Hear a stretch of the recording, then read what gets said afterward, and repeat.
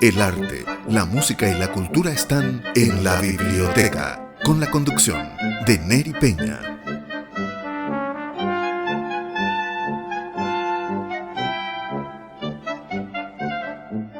Amigos de la biblioteca, vamos a hablar de música. La tenemos de invitada a la doctora Eleonora Nogalberti, mezzosoprano, musicóloga, profesora, doctora. Y vamos a hablar del libro que va a presentar en Paraguay, Triángulo Judío Español, canciones sefardíes de Jerusalén, en Asunción y Buenos Aires. Vamos hasta Buenos Aires. Doctora, bienvenida a la biblioteca. Muchísimas gracias, buenas tardes y muchas gracias por la invitación. Y bueno, aquí está este niño a punto de nacer. Para el público, para todos ya está, ya el trabajo está hecho. Sí, tiene el sello del Fondec y de Servilibro. La verdad es que estoy muy contenta con el libro. Usted lo tiene en sus manos, ya lo ha visto. No es un libro sencillo de diagramar y de editar, porque tiene distintos elementos adentro, hay de todo, hay música, hay fotos, y además hay un texto que es triple, con distinta tipografía y demás. Lo que pasa es que se entrelazan muchas cosas en el texto, ¿no? Así que yo estoy agradecidísima tanto al Fondec como a Servilibro, que ha cuidado la edición muchísimo, y a Mirta Roa, que ha sido con quien hemos trabajado muchísimo para lograr esto que usted tiene en las manos, ¿no? Y después, ya una vez que estaba diagramado, el resto yo tuve que esperar hasta verlo. Claro, estoy mirando en el índice general cómo viví la armonía de Jerusalén. Háblanos, por favor. O sea que en el año 76, a fines del año 76, yo fui a Jerusalén por distintos motivos, pero uno de los principales era que yo quería consultar en las bibliotecas de Israel, en la Biblioteca Nacional y en la Biblioteca de la Academia, materiales bibliográficos, porque en Argentina tenía muy pocos, es decir, con todo lo que yo conseguí, todo lo que fui adquiriendo, de todas maneras sentía que era muy poco. Y también quería entrevistar y ver algunas personalidades, musicólogos que vivían allá, lamentablemente varios de ellos han fallecido, y quería estar un poco más en contacto y conocer esta ciudad que yo siempre había escuchado de nombre y de leer nada más.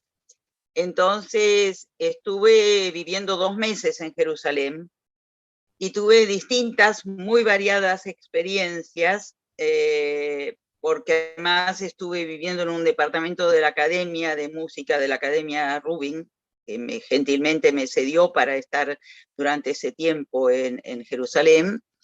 Y entonces fue cuando volví, sentí la necesidad de escribir las impresiones que me había causado Jerusalén en ese viaje. Porque, bueno, la viví de muchas maneras, de noche, de día, con amigos, con gente que no eran amigos, pero que se hicieron en ese viaje. Y entonces ese fragmento del libro son esas impresiones, que yo las puse porque además hay una cosa que en el texto la digo, pero bueno, la voy a decir más o menos, no la digo de la misma manera, pero mientras estaba en Jerusalén y sin saber por qué, nunca lo entendí ni me lo pude explicar, pero muchas veces me acordaba de Asunción, muchísimas veces. Entonces, bueno, era así y seguirá siendo un enigma. Vaya a saber cuáles motivos hacían, ¿no? Porque son 2 ciudades tan diferentes desde todo punto de vista, pero sin embargo a mí en ese momento me traían se me unían. Pasa que mis experiencias en Paraguay fueron muy fuertes durante los 2 años que fui de manera regular en la década del 70, y que son lo que vuelco en el libro, es lo que vuelco en el libro. No solo con personalidades que vivían en Asunción, sino también con paraguayos que vivían en Buenos Aires o que venían a Buenos Aires. Entonces, bueno, todo eso forma parte ya de mi historia, de mi vida, ¿no? Cuando hablas de esa comparación, que estando en Jerusalén, te recordabas de Asunción, comentás que viviste durante 2 años, dijiste, aquí en Paraguay. No viví. Yo iba con mucha regularidad a Paraguay y muchas veces me encontraba con gente que venía de Paraguay en Buenos Aires. Y en Buenos Aires especialmente tenía algunos amigos que eran paraguayos. Bueno, algunos amigos. Casi es un atrevimiento decirlo, pero es la realidad. Tenía mucha regularidad en verme con Augusto Roabastos, por ejemplo. Claro. Era una cosa bastante normal que de pronto Augusto, yo lo llamo siempre Augusto, todos le llaman Roa, y yo me siento muy rara diciendo Roa, pero o que viniera a una conferencia mía, o que viniera a un concierto mío, o que yo fuera a la casa de él, eso era una cosa bastante normal. Entonces, ese tiempo que yo fui a Paraguay, aproveché, porque además, cómo y por qué, ¿no? Cuando yo empecé mi trabajo de investigación en Buenos Aires, sobre los sefardíes, sobre la música judeo-española, los primeros señores con los cuales me encontré para documentar, para grabar, me hablaron enseguida de que ellos que habían venido de Asunción del Paraguay a Buenos Aires. Es decir, primero de Jerusalén fueron a Paraguay y de Paraguay vinieron aquí. Entonces, bueno, son datos que guardé en la memoria y en los escritos míos. Cuando empecé a ir a Paraguay, empecé a buscar a ver si de verdad todavía quedaba alguien de la comunidad sefardí allí. Y di con varias familias que son lo que está en el libro. Es decir, uní lo que yo había grabado en Buenos Aires y lo que había grabado en Asunción. ¿Por qué? Porque de alguna manera los dos tenían el mismo origen. Por eso son canciones de Jerusalén. Los dos eran todos inmigrantes llegados de Jerusalén a Asunción y de allí a Buenos Aires o directo a Buenos Aires. Pero en realidad todos mis informantes primeros, esos señores, habían venido desde Asunción y vivían en Buenos Aires hacía muchos años. Por eso en el libro también aparecen algunos documentos que son del Paraguay, es decir, son documentos emitidos en Paraguay, o hay una carta, por ejemplo, escrita en Asunción, hay un documento cuando todavía no había embajada en Asunción, y entonces es como una especie de, que es un documento del fundador de la comunidad sefardí de Asunción. Esos documentos, es decir, son todos documentos que yo tengo en archivo ahora, pero que fueron, entonces fue como que aproveché en esos viajes a grabar eso, aparte de grabar algunas cosas de música paraguaya y de folclore paraguayo que yo hacía durante esos viajes, porque iba como enviada del Instituto Nacional de Musicología de Buenos Aires. Entonces tenía que cumplir ciertas obligaciones. Así que ese era. Te quiero consultar lo siguiente. ¿Tenés origen judío? ¿No? ¿Tenés origen? ¿No? No, no. Mi mamá era italiana. Eso es lo que los asombra a todos, como alguien que no tenía ningún antecedente judío se puso a investigar. Pasé mucho más que la mitad de mi vida investigando esto y todavía sigo escribiendo sobre el asunto, ¿no? No, mi papá era descendiente de españoles, mi abuela paterna era andaluza y mi abuelo paterno era descendiente de españoles de Mallorca y mi mamá era italiana, de Trieste. Así que no, nada. Pero empecé, y no sé, empecé porque en ese momento en realidad yo llegué a Asunción para hacer música antigua española, la primera vez que fui, en el 72, a fines del 72.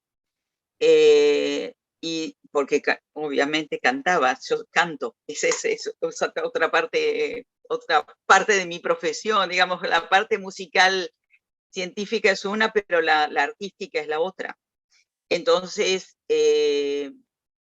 y bueno, así de pronto entré un día y me entusiasmé, y de verdad que cuando yo ya estaba trabajando en otros temas en el Instituto Nacional de Musicología, porque formaba parte del gabinete de la parte de archivo, encargada de los instrumentos musicales, y se hizo una antología del tango rioplatense, de la primera época del tango, y entonces yo formaba parte de ese equipo. Pero me empezaron a pedir que hablara sobre los sefardíes y sobre mi investigación y sobre todo esto, y bueno, de nuevo empecé. Y así me doctoré. Mi tesis doctoral fue sobre el tema. Me da mucho placer que la presentación, además de ser en la Feria del Libro, sea en la Sala Bartomeu Meliá.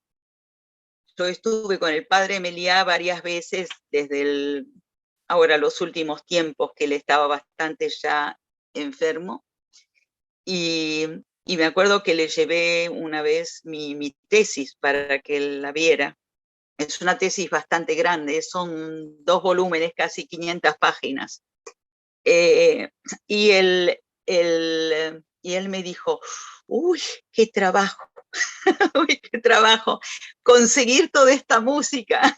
Es cierto, pero bueno, fue a lo largo de los años. Fue un trabajo arduo, sí, pero estoy muy contenta de haberlo hecho. Estoy leyendo, cantante, nos hablaste de esa historia. Antes de volver al libro, ¿qué música Sí. paraguaya te gusta? Bueno, a mí me gusta mucho la música que tiene mucha influencia folclórica. Yo en Asunción, inclusive, hice varios viajes. Una vez salió un artículo mío sobre la fiesta de San Baltasar. Fue muy interesante eso cuando fui a documentarlo. Una vez me fui solita hacia abajo, hacia el sur de Paraguay, un día entero me fui por allí, pero a lo de San Baltasar fui a Tobatí y a esa zona, y fue muy, muy interesante, y eso lo presenté una vez en una ponencia aquí en Buenos Aires, donde también nos encontramos con el padre Meliá, y con otra persona más, porque era justo el centenario de Roa, hablando del centenario de Roa, ¿no? Entonces, esa música me interesaba mucho. Entonces grabé algunas cosas interesantes en esa fiesta de San Baltasar. Después estuve otra vez en Semana Santa y grabé a los estacioneros, Sajonia y en Tacumbú, en esas 2 partes. Eran unos estacioneros muy diferentes de lo que son ahora. Y escribí un artículo, ese no llegó a publicarse, inédito, sobre mi experiencia en ese viaje, ¿no es cierto? Y otra vez estuve en una cosa que me gustó muchísimo, que fue un encuentro que organizaron la gente del Instituto Hispano de Cultura Hispánica. Todavía no existía el Salazar, y fue un encuentro en Areguá, una noche con tradicionalistas. Y eso es una maravilla que yo tengo grabada de esas personas que allí, y bueno, estuvieron, no sé, tengo una grabación de arpa, que es de arpa paraguaya, que no me canso de escucharla. no me canso de escucharla. Así que fue una noche inolvidable, fue una noche inolvidable. Y una de las canciones que yo incluí en esa ponencia en el año 18, fue el congreso aquí en Buenos Aires, era una maravilla, la tengo grabada también. ¿No? Todo ese material lo tengo grabado, sí. Esa música me gusta mucho, me gusta muchísimo, me gusta mucho la música digamos, además me di el gusto alguna vez hasta de bailar una polca paraguaya, por ejemplo, con mi atrevimiento y sin ningún conocimiento, ¿no? Ahora sí volvemos al libro. Triángulo judeo-español, canciones sefardíes de Jerusalén en Asunción y Buenos Aires. Ese es el triángulo. Claro, Jerusalén, Asunción, Buenos Aires. Claro. Es el triángulo. Es el triángulo. Un triángulo perfecto. Un triángulo perfecto, perfecto. Eso, además, la gente se asombra. A mí me pasó de hablar de esto en un congreso en Salamanca. Hice una ponencia donde hablé solo sobre los romances que recogí en Asunción. Y todos me decían, pero ¿cómo en Asunción puede haber romances sefardíes? Bueno, los hubo, aquí están. Así que esa es Menéndez Pidal, que fue Ramón Menéndez Pidal, que fue un gran estudioso del romancero, decía que en los lugares más alejados del origen, del punto de origen, es donde generalmente se encuentran los ejemplos más fieles de la tradición oral. Y para mí, lo que yo recogí en Asunción es una prueba de eso. Porque cuando yo documentaba, no podía creer lo que estaba escuchando. Es decir, encontré en Asunción un fragmento de un romance que es rarísimo, que casi no se encuentra en ninguna parte. Y que yo, ese y dos romances más, también muy poco hallados en la documentación, los publiqué en un artículo para Estados Unidos, para una revista, específicamente esos tres romances. Entonces era como de pronto estar en un... no poder relacionar el mundo donde estaba con lo que estaba escuchando, ¿no es cierto?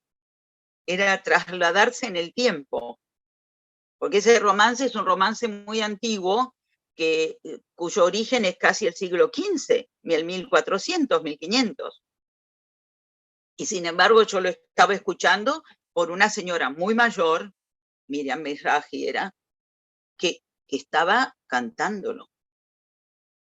Entonces, a mí eso me pareció fabuloso. Uno de los temas, sí, A la una nací yo, es el primer tema. Hermosísimo, hermosísimo tema. A la una nací yo, a las dos me engrandecí, o a las dos me baptizaron, dice mi versión. A la una nací yo, a las dos me baptizaron, a las tres desposí yo, a las cuatro me casaron. Así dicen los sefardíes. Los sefardíes usan una lengua mucho más antigua como fonética y inclusive como vocabulario que la que nosotros usamos, que el español moderno. Y además, como es una lengua que no tuvo academia que la regulara, de acuerdo a donde son los que, cambia un poquito. Es decir, no es igual en todas partes el judeo español. El judeo español de Turquía es diferente que el de Jerusalén o de los Balcanes, ¿cierto? Y por supuesto del de Marruecos. Entonces, eso hizo que la lengua se expresara como podía ser, ¿no? Pero además, ese canto, a la una nací yo, a las dos me baptizaron. Este canto quedó en el folclore a veces. En Chile hay una cueca que cantaba inclusive Violeta Parra, que es a la una nací yo, a las dos a la una nací yo, a las 2 me engrandecí, a las 3 me casaron, en fin, pero es una cueca. A la una, ay, sí, es una cueca, pero con la temática es exactamente la misma. Es decir, que todos los lugares, uno a veces piensa como cosas separadas a los pueblos, pero en la península ibérica estaba todo junto. Es decir, estaban los judíos, los digamos, cristianos y los musulmanes todos juntos. Y cuando se van, el habla es el habla de la gente. Entonces queda. Interesante. Después veo varios temas, hay algunos en hebreo. Ah, sí. En hebreo fue muy poco. Sí, por Lo eso. que pasa que fueron sobre todo temas que responden a ciertas ceremonias hogareñas. Son ceremonias hogareñas, pero que tienen mucha mezcla con el idioma hebreo. Entonces se cantan, por ejemplo, el viernes a la noche, después de la cena o antes de la cena, o después del sábado para recibir a la semana. Entonces, en una reunión familiar. Entonces, que son ejemplos que... Lo que pasa es que hay que explicar algunas cosas también desde un punto de vista antropológico, ¿no es cierto? Los sefardíes, los judíos en general, si bien es cierto que hoy son parte de nuestra sociedad, inicialmente eran tribus y la religión formaba parte de un ritual que integraba la vida civil con la vida religiosa, si no había una separación entre lo civil y lo religioso. Entonces, estos cantos forman parte de una costumbre familiar y además es lo que se llama paraliturgia, no es lo que se canta en la sinagoga, sino lo que se canta en una reunión familiar y que tienen una parte de liturgia, porque están o recibiendo o despidiendo al sábado, pero que no son liturgia estrictamente dicha, ¿no? Y ahí se mezcla el judeo español con el hebreo. Eso es muy común. Es cierto. Y otro tema. O en la Pascua, por ejemplo, también, en Pesaj también, ¿no?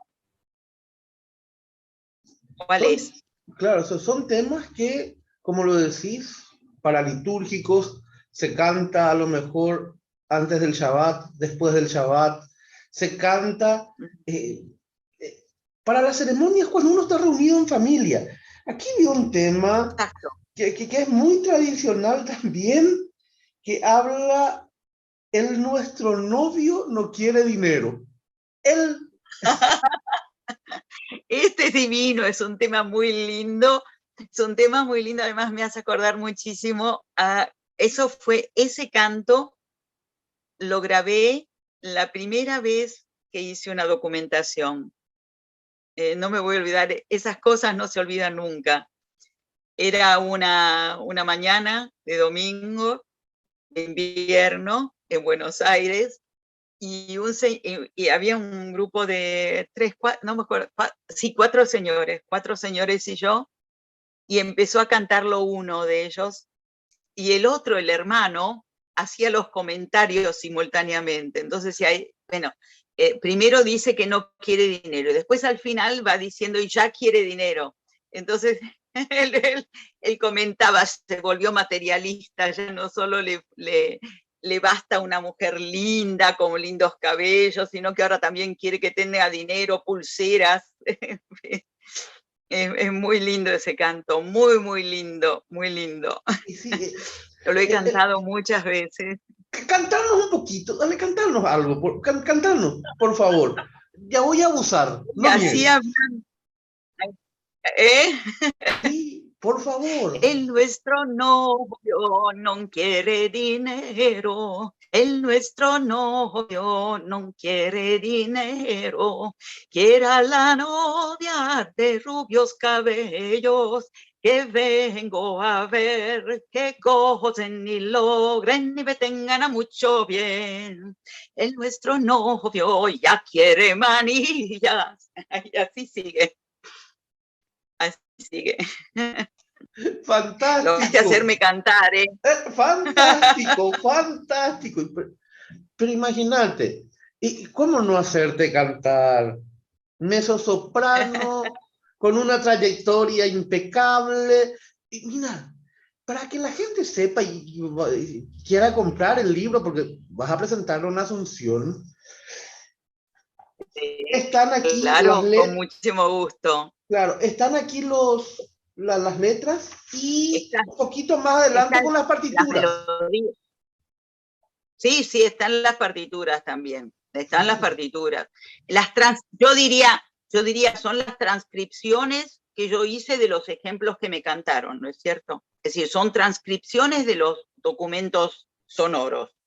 Eso lo hice yo y adapté, de acuerdo a lo que también cantaron, las poesías están debajo de la música para que quien quiera cantarlos pueda hacerlo. Así que alguno se va a atrever. Es que es un rescate histórico y sí, pero bueno, ya ojalá que la gente le interese, es mi intención dar a conocer esto y a mí me parece que sí que es importante dar a conocerlo. Y por eso es que estoy tan agradecida al Fondec y tan agradecida a Servilibro que ha cuidado tanto la edición, realmente. Estoy muy feliz, muy feliz. Y lamento mucho no encontrar a los amigos que siempre estaban. Pero bueno, esa es la vida, esa es parte de la vida. Pero siempre están con uno. Y el libro están muy presentes. Eleonora, dame un minuto. Vamos a poner la presentación de la lección del coleccionista. Y ahora, en la biblioteca escucharemos la elección del coleccionista.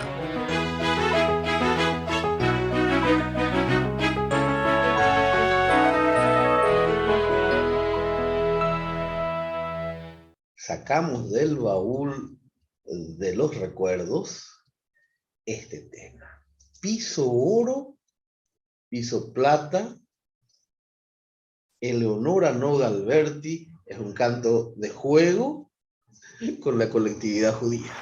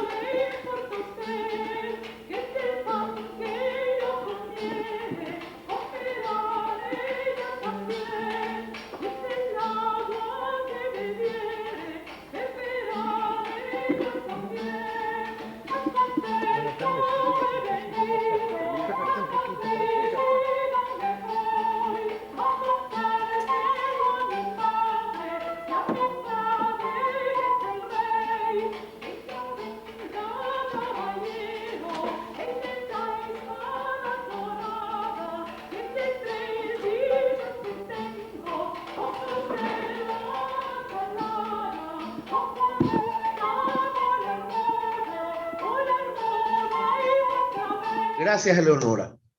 Gracias. ¿Cómo lo tiene? Porque está en un disco mío. Está en un disco